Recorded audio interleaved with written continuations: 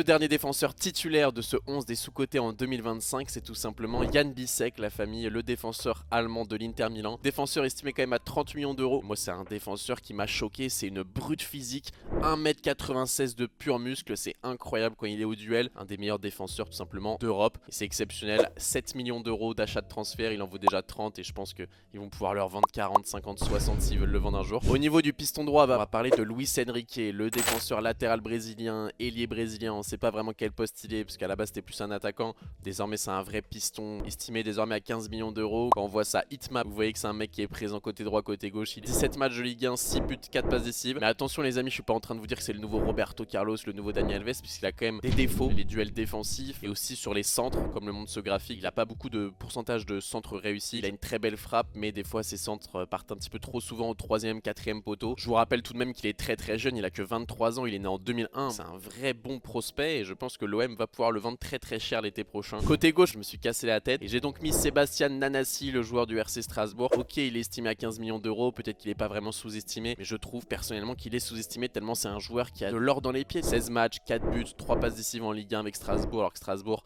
c'est un petit peu en dents de scie, très inspirant sur le terrain, c'est un artiste, c'est peut-être un des artistes de cette nouvelle génération.